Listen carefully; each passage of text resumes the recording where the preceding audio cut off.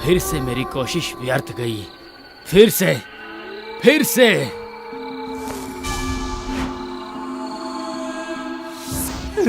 हाय हाय हाय, सब सर्वनाश हो गया।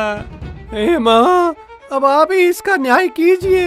नहीं रे, ये न्याय का भार माँ के ऊपर देने से कुछ नहीं होगा। अब न्याय का भार हम सबको लेना पड़ेगा।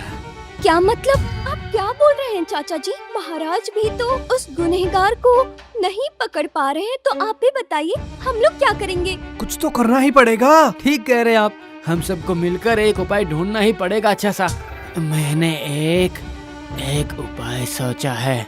सुनो, सब लोग सुनो। इस घटना को 1 सप्ताह बीत जाता है। चारों ओर सन्नाटा फैला हुआ था। तभी गांव के उत्तर दिशा में हनुमान जी के मंदिर का दरवाजा खुलता है। एक छाया मूर्ति अंदर घुसता है। उसने अपनी उग्र आंखों से देखते हुए हाथ उठाया और चारों ओर रोशनी भर गई। तभी एक आदमी चौंक कर कहता है, गणेश तुम?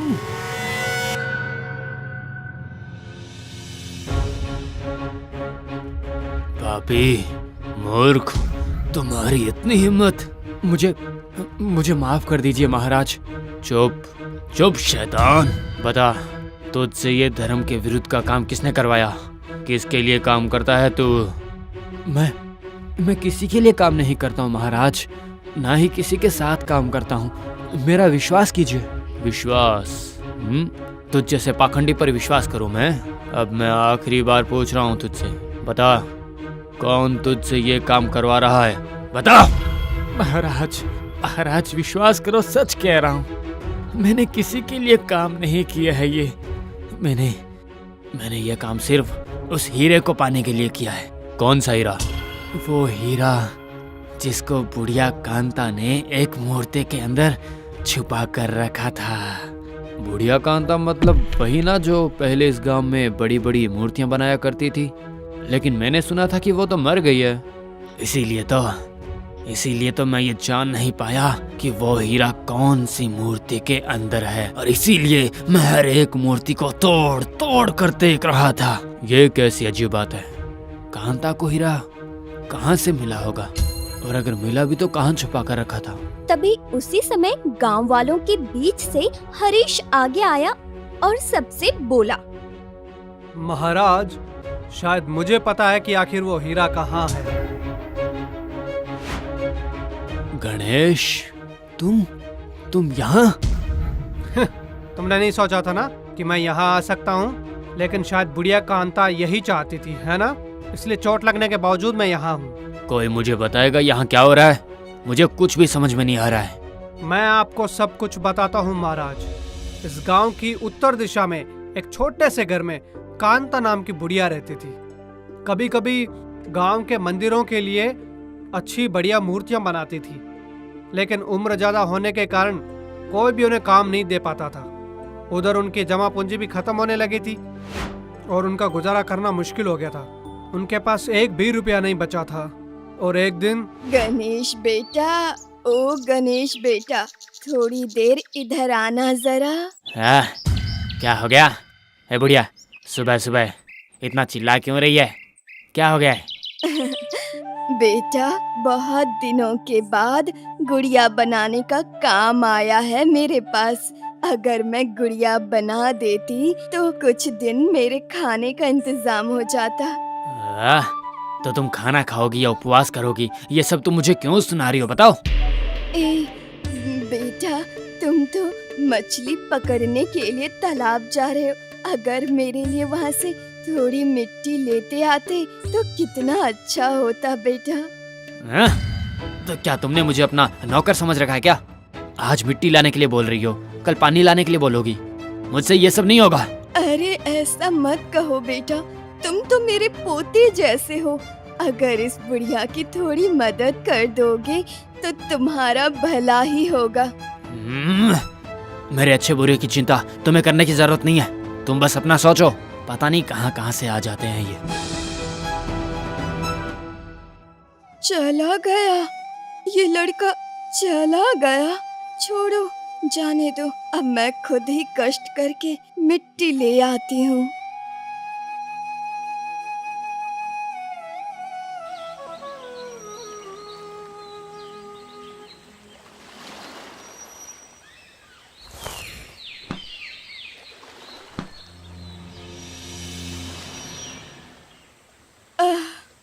हे भगवान, अब इस उम्र में ये सब करना कितना मुश्किल हो रहा है।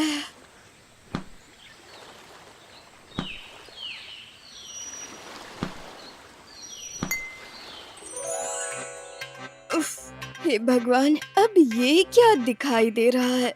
ये मिट्टी के बीच में ये चमाचम क्या कर रहा है?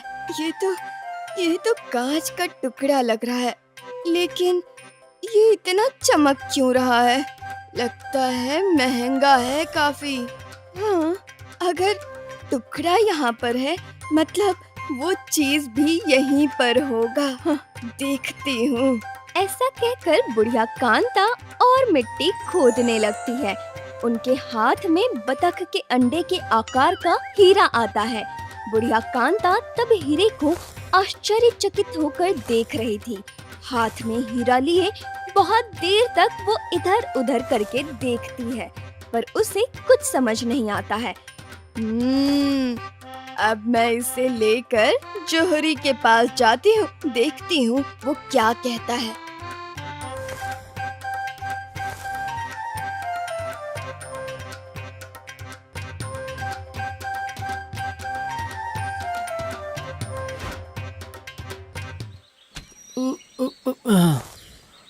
अरे अरे, ये तो हीरा है।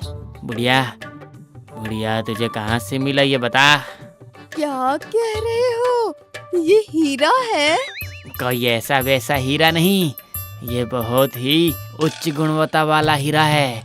इसकी कीमत बहुत ही ज्यादा है, लेकिन ये तो टुकड़ा है, बाकी का टुकड़ा कहाँ है? ये इस जौहरी को नहीं बता सकती कि बाकी का टुकड़ा भी मेरे पास ही है।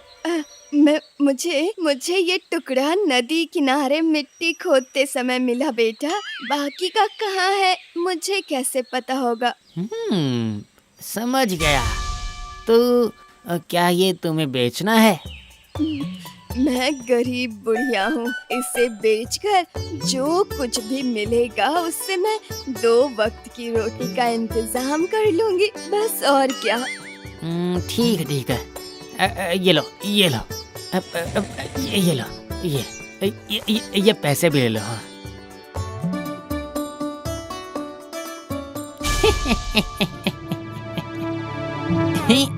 ये एक जौहरी की आंखें कह रही है, बुढ़िया ने झूठ कहा है।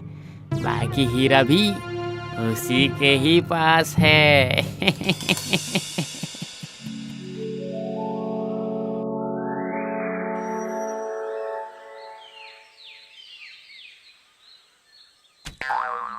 अरे दादी जी, थोड़ा संभाल के।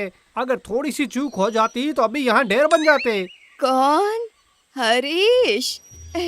हरीश आया है बेटा। इस उम्र में इतनी मेहनत नहीं हो पा रही।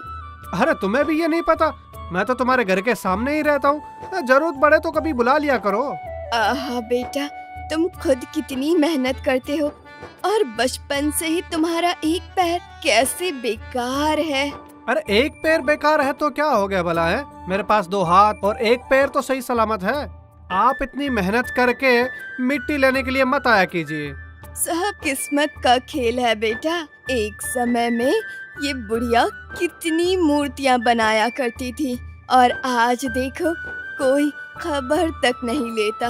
और कोई खबर ले या ना ले, मैं तो लेता हूँ ना, क्योंकि मैं तुम्हारा पोता जो हूँ।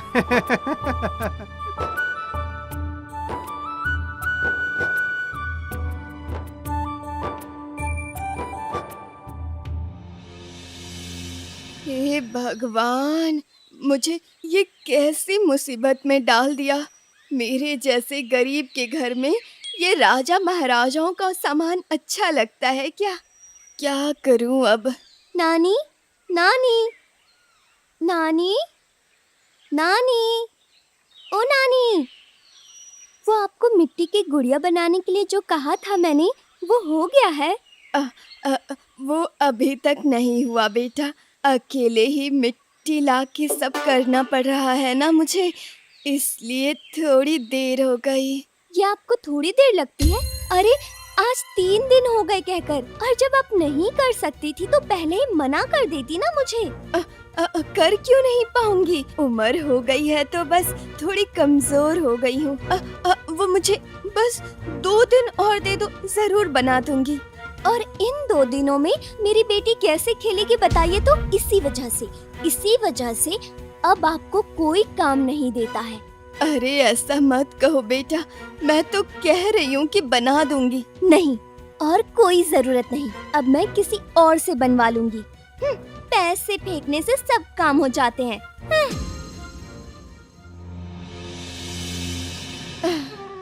एक समय था जब कितनी सारी मूर्तियाँ मैंने इन्हीं हाथों से बनाया, लेकिन आज कोई सम्मान नहीं करता।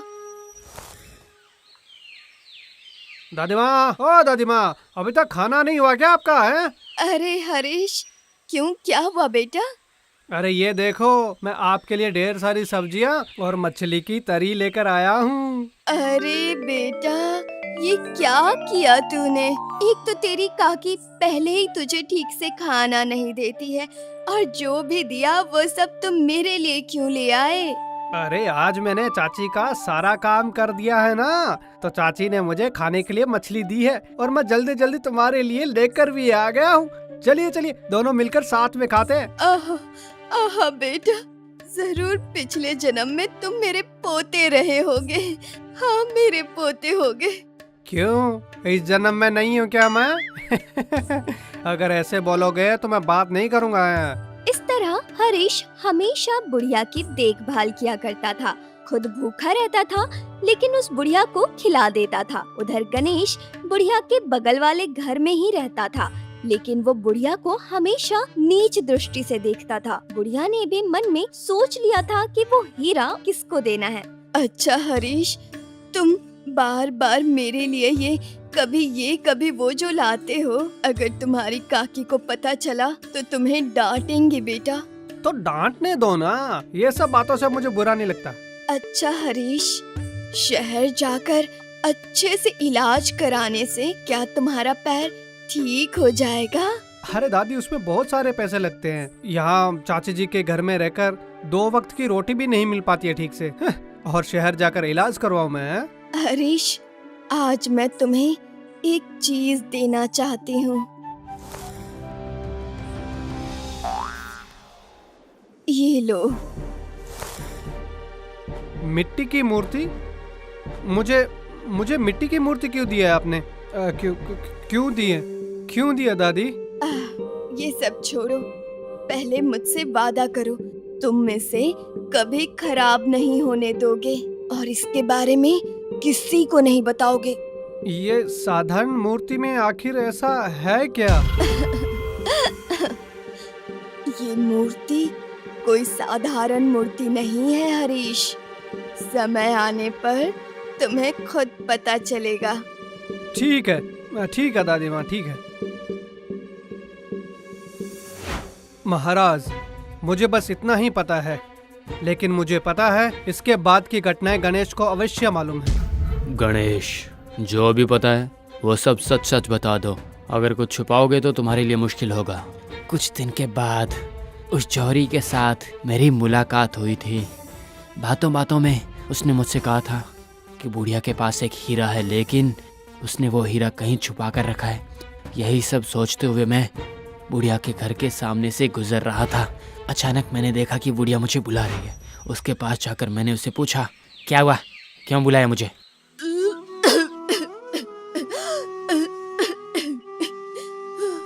गणेश बेटा, 2 दिनों से मेरी तबीयत बहुत खराब है।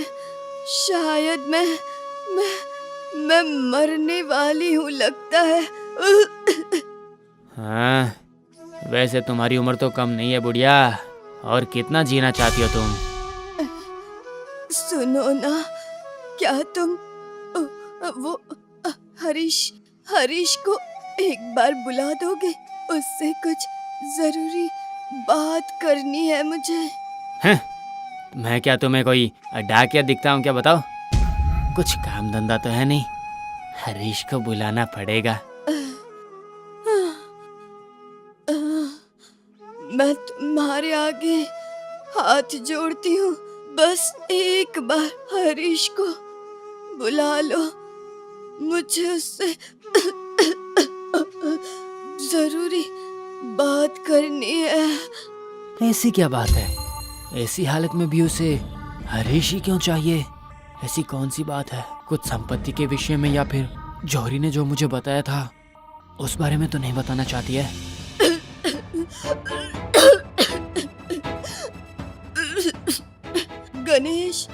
गणेश बेटा, और देर मत करो। एक बार हरीश को बुला दो, बस एक बार बुला दो। नहीं, हरीश को नहीं बुला सकता मैं। मुझे कुछ न कुछ हल निकालना ही पड़ेगा।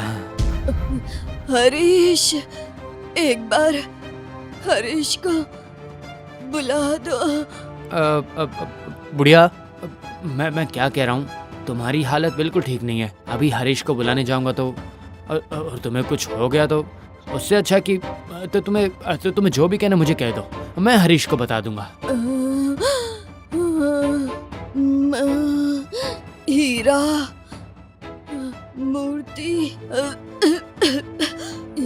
मूर्ति के अंदर, हीरा उस हाँ, मूर्ति के अंदर क्या है? बताओ बुढ़िया, बताओ मूर्ति के अंदर क्या है? बताओ। हाँ, बुढ़िया कहेंगी। हे भगवान, मतलब जौहरी ने जो मुझसे कहा था सच कहा था, लेकिन कौन सी मूर्ति? और बुढ़िया के घर में जितनी भी मूर्तियां थी वो सब तोड़कर मैंने देखी, लेकिन कुछ भी नहीं मिला मुझे। तब मैंने सोचा कि गांव में जितनी भी मूर्तियां जो बुढ़िया कांता ने बनाई थी वो सब मूर्तियां तोड़कर मुझे देखनी पड़ेगी। और इसीलिए शैतान कहीं के, तुम्हारी वजह से मैं अपनी दादी को आखिरी बार अपनी आंखों से नहीं देख पाया था। इतना लालच। हरीश, तुमने कहा था कि तुम्हें पता है कि वो हीरा कहाँ पर है। जी महाराज, अगर मेरा अनुमान बिल्कुल सही हुआ तो दादी ने जो मुझे मूर्ति बनाकर दी थी ना, हीरा उसमें ही है। इसके बाद हरीश ने बुढ़िया की दी हुई वो मूर्ति सबके सामने रख कर तोड़ दी। उसके टूटते ही उसके अंदर से हीरा निकला, जिसे देखकर सबकी बोलती बंद हो गई। महाराज वो हीरा हाथ में लेकर सबसे कहते हैं, शायद बुढ़िया ने इस हीरे को कहीं से उठाया है। जो भी हो, इस हीरे पर सिर्फ हरीश का ही अधिकार है, क्योंकि बुढ़िया ने उसी को ये हीरा उपहार में दिया था। नहीं महाराज, आपने देखा ना इस हीरे को लेकर कितना कुछ हो गया है, और मेरे जैसे गरीब के घर में हीरा रहना बिल्कुल उचित नहीं है महाराज। ये आपके पास ही सुरक्षित रह सकता है महाराज। देखो गणेश, देखो, अब मुझे माफ कर दीजिए महाराज। सैनिकों, तुरंत इस पाखंडी को कैद कर लो।